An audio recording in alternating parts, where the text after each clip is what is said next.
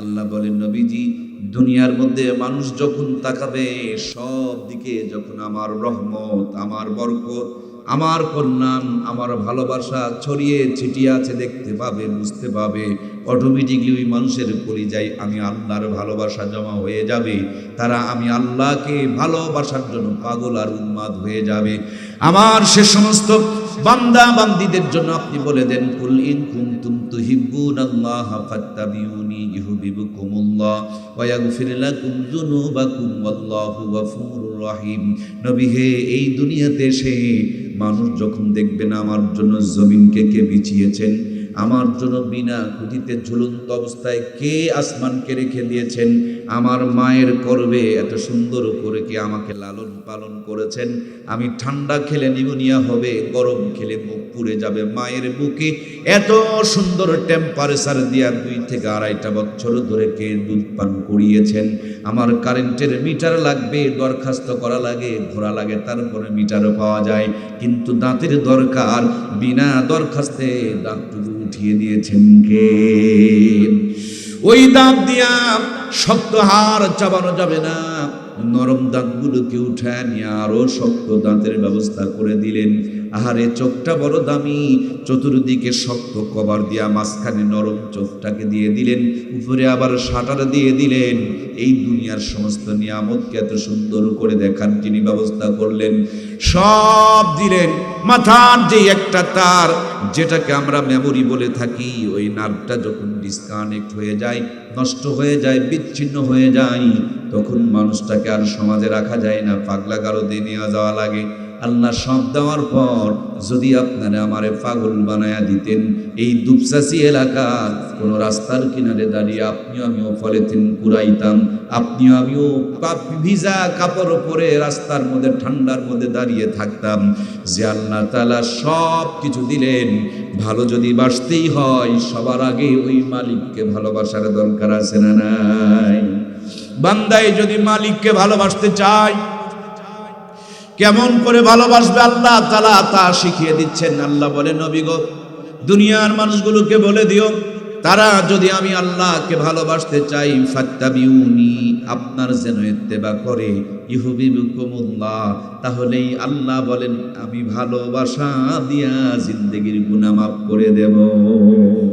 দেখুন, উপরে একটা বাল্ব থাকে, নিচে যদি একটা সুইচ থাকে, মানুষ সুইচে চাপ দিলে উপরে আলো জ্বলে। তার মানে উপরে আলো যদি জ্বলাতে চাও, নিচের সুইচে চাপ দাও, চাপ দিলেই আলো জ্বলে যাবে। সুবহানাল্লাহ বলেন।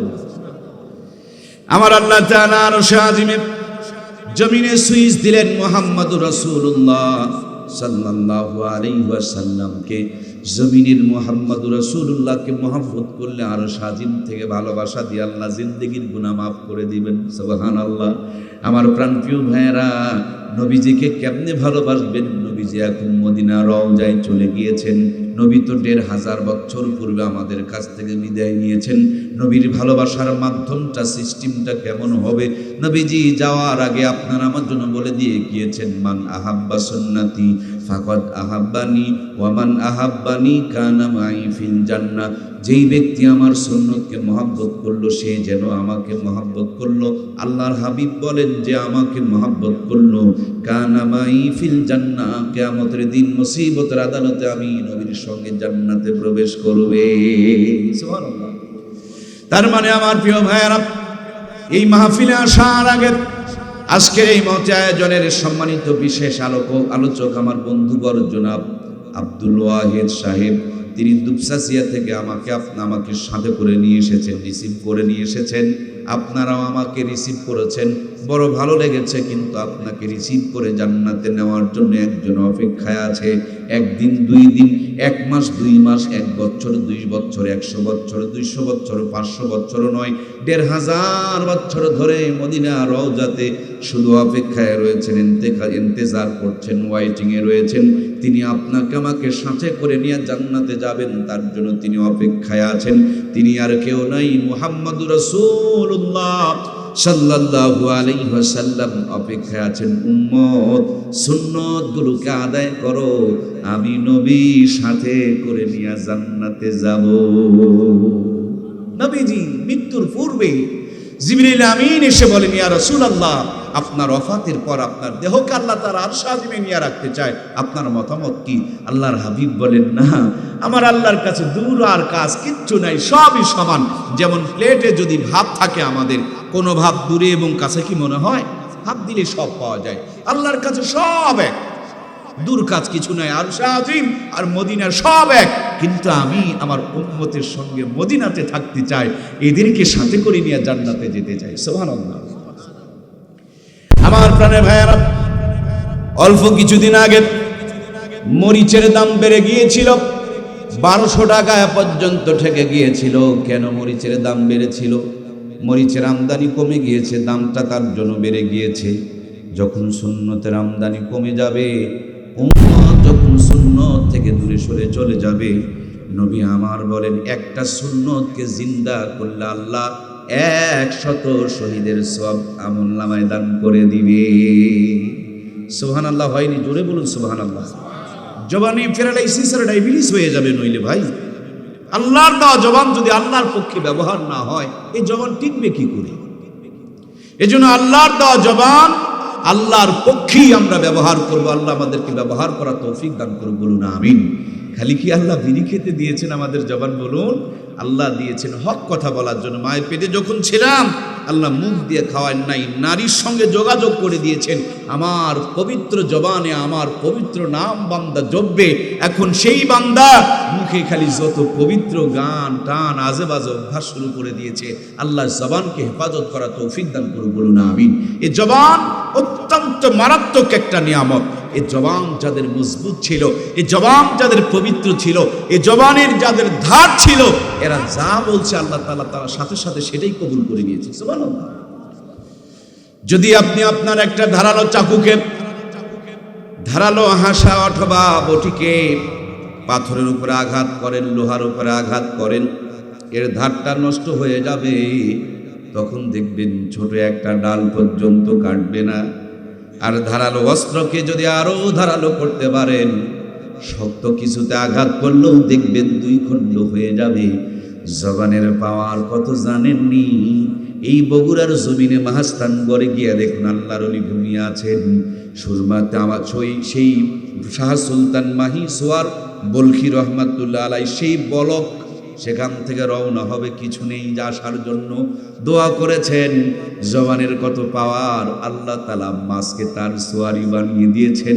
সেই মাছের পিঠে সোয়ার হইয়া কর্তোয়া নদী দিয়ে ভেসে এসে আপনার আমার বগুড়ার ঢোকার আগে মাস্তাঙ্গরে পাহাড়ের চূড়ায় চড়ে সেখান থেকে দিনের আবাদ করেছেন, মানুষকে দিনের তালিম দিয়েছেন, মানুষকে ঈমানওয়ালা বানিয়েছেন। কিন্তু দুর্ভাগ্যরে মুসলমান, ওখানে আর জবানের পাওয়ারওয়ালা মানুষ পাওয়া যায় না। ওখানে জবানের সবচেয়েতে আকাম কুকাম করনেওয়ালা গাঁজাখুরের আড্ডা বসে। কথা বলুন ঠিক কিনা? কম জবান নিয়ে আসলো আর এরা গাঁজা খাওয়া শুরু করে। ভাইয়ের আমার, রাজশাহীর পদ্মা নদীর কিনারে দেখেন আর একজন জবানের পাওয়ার আলা ঘুমিয়ে আছেন। ভারত আর বাংলার বর্ডার নদী পদ্মা নদী, উত্তাল তরঙ্গ, বড় বড় ঢেউ, বাড়াবাড়ের কোনো ব্যবস্থাপনা নাই। জবানের পাওয়ার কত! 2 রাকাত নামাজ পড়ে মালিকের কাছে ফরিয়াদ করলেন, যেই কুমিরে মানুষকে ধরে ধরে খায়, আল্লাহ সেই কুমিরকে তার বাহন বানিয়ে দিলেন। সুবহানাল্লাহ। এখনো পর্যন্ত আল্লাহর ওলির কবরের পাশে কুমিরের কবরটা ইতিহাসের সাক্ষী হয়ে আছে। আপনি সিলেটের দিকে একটু তাকিয়ে দেখুন, আমরা খালি আমাদের ডানে বামে ভণ্ডদের দেখতে পাই, পাপিষ্ঠদের দেখতে পাই, কিন্তু ভালো মানুষের দিকে একটু তাকান না আমার ভাইয়েরা। যাদের ত্যাগে, যাদের কুরবানি, যাদের মেহনতের বিনিময়ে এই বাংলার জমিন আমরা পেয়েছি, কালেমাওয়ালার জমিন পেয়েছি। হযরতে শাহজালাল মুজাররিদি আমিন রহমাতুল্লাহি আলাইহি সিলেটের সুরমা নদীর কিনারে এসে দেখে পারাপারে কোনো ব্যবস্থাপনা নাই। 2 রাকাত নামাজ পড়লেন, 2খানা হাত উত্তোলন করলেন, চোখের পানিগুলো ছেড়ে দেয়া মালিকের কাছে জবান ব্যবহার করে ফরিয়াদ শুরু করে দিলেন। যাই নামাজকে নৌকা বানায়া সিলেটের সুরমা নদী আল্লাহ তাআলা পার করে দিলেন। যুদ্ধ করা লাগে নাই, শুধু লিল্লাহি তাকবীর, আল্লাহু আকবারের ধ্বনি দিয়েছে। গোবিন্দ পিছনে রাস্তা দিয়া দৌড় মেরেছে, ডাকাতেরা তাকে খুন করে ফেলেছে, কিন্তু মুসলমানদের হাতে 1 ফোঁটাও রক্ত ভরে নাই। আজকে সেই মুসলমান তার জবানের পাওয়ার হারিয়েছে। এই জন্য প্রত্যেকটা জায়গায় লাঞ্ছিত, বঞ্চিত, পদদলিত আর অপমানিত হচ্ছে। কথা বলুন ঠিক কিনা? আমার প্রাণপ্রিয় ভাইয়েরা, অবশ্যই আপনারা অবগত রয়েছেন 2024-এর মহান স্বাধীনতার কথা আপনারা ভুলে যান নাই। এই স্বাধীনতার ইতিহাস খুঁজে দেখেন, এখানে কিন্তু লাঠি সোঁটার আঘাত দিয়ে স্বাধীনতা আসে নাই। ওরা ব্রাশ ফায়ার করেছে, আর ঈমানওয়ালারা বুকটার বুদাম খুলে দিয়া তাদের বুলেটের সামনে দাঁড়িয়ে গিয়েছে। মাঝে মাঝে লিল্লাহি তাকবীর, আল্লাহু আকবারের ধ্বনি যখন জবান থেকে বের হয়েছে, ওই গৌর গোবিন্দের বংশধর আবার তাদের মামু বাড়িতে চলে গেছে। কথা বলুন ঠিক কিনা? প্রাণপ্রিয় ভাইয়েরা আমার, আমি 24-এর স্বাধীনতা নিয়ে বড় শঙ্কিত। এই 24-এর স্বাধীনতা দিয়া বড় টেনশনগ্রস্ত, পেরেশানিগ্রস্ত। কারণ স্বাধীনতা তো শুধু একটা নয়। পিছন দিকে তাকিয়ে দেখুন তো, এরশাদ চাচা যখন জাতির গলা চিপে ধরেছিল, স্বৈরতন্ত্র কায়েম করেছিল, তখনও তো মানুষ জীবন দিয়ে, রক্ত দিয়ে দেশকে স্বাধীন করেছিল।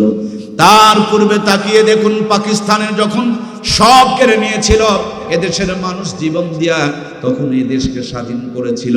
তার পূর্বে আরেকবার তাকিয়ে দেখুন, ব্রিটিশেরা যখন ইস্ট ইন্ডিয়া কোম্পানি নাম দিয়া 200 বছর ধরে আমাদেরকে গোলাম বানিয়ে রেখেছিল, চাকর বানিয়ে রেখেছিল, আমাদের রক্ত নিয়ে ছিনিবিনি খেলেছিল, রক্ত পান করেছিল। এদেশের জনগণ বুকে কোরআন নিয়া, নবীর সুন্নতের আদর্শ কলিজার মধ্যে ধারণ করে, আল্লাহর নাম নিয়ে স্লোগান দিয়ে, জীবন দিয়ে, রক্ত দিয়ে এই বাংলার জমিনকে স্বাধীন করেছিল। স্বাধীন তো একবার নয়, স্বাধীন হলাম আমরা 4 বার। 21-এর স্বাধীনতা, স্বৈরাচারের চাচার স্বাধীনতা, পাকিস্তানে হানাদারের স্বাধীনতা, ব্রিটিশের হাত থেকে স্বাধীনতা। এই বাংলার জমিনে 80 বছরের ভিতরে আমরা স্বাধীন হইলাম 4 বার। কয়বার গো?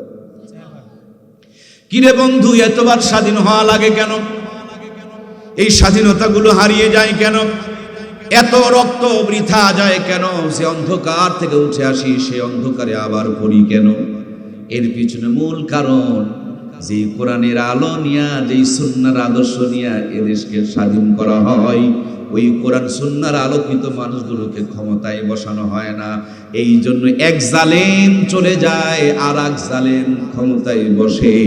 যেই পরিমাণ অন্ধকারে পড়েছিলাম, ওই জালেম এসে তার চাইতে বেশি অন্ধকারে আমাদেরকে ফেলে দেয়। ঠিক কিনা? সুতরাং প্রিয় বন্ধুরা আমার, বাংলাদেশের রাষ্ট্রপতির চেয়ার থেকে নিয়ে মেম্বারের চেয়ার পর্যন্ত প্রত্যেকটা জায়গায় যদি কোরআন সুন্নাহর আদর্শের মানুষকে আমরা বসাইতে না পারি, এই স্বাধীনতা মোটেও টিকবে না। কথা বলুন ঠিক কিনা? এজন্য প্রাণপ্রিয় ভাইয়েরা আমার, হাজারো ব্যর্থতা, হাজার কষ্ট, হাজার দুঃখের ভিতরে একটা আনন্দের খবর হলো, আপনারা অবশ্যই জানেন, সিরিয়া নামক একটা দেশ আছে। দীর্ঘ 50 বছর ধরে ওই দেশের মধ্যে একজন জালেম মুসলমানদের উপরে জুলুম করে আসতেছে। আন্তর্জাতিক পরিমণ্ডলে আপনারা যারা চলাফেরা করেন, এমন কোন জুলুম, এমন কোন নির্যাতন তিনি বাদ রাখেন নাই। অবশ্যই আপনারা ভুলে যান নাই, একটা ছোট্ট বাচ্চাকে যখন বোমা ফেলে দিয়া নির্বিচারে শহীদ করে দেওয়া হচ্ছিল, রক্ত মাখা বাচ্চাটা বলেছিল, আমি আমার আল্লাহর কাছে বলে দিব। মনে আছে না নাই? দুনিয়া কেঁদেছিল, গোটা দুনিয়া ওই ছোট্ট বাচ্চার আত্মচিৎকারে পাগল হয়ে গিয়েছিল। আমার ভাইয়েরা, বেশি দিন নয়, সম্ভবত 1 বছর আগে ওই ছোট্ট বাচ্চা বলে গেছিল যে আমার প্রতি যে জুলুম করা হয়েছে, আমার পরিবারকে যে জুলুম করা হয়েছে, সব তছনছ করে বোমা দিয়ে উড়িয়ে দিয়েছে, আমি আমার আল্লাহর কাছে গিয়ে বলে দেব। এই কথাটা বলার পর বাচ্চাটা শাহাদত বরণ করেছে, আল্লাহর কাছে বলে দিয়েছে।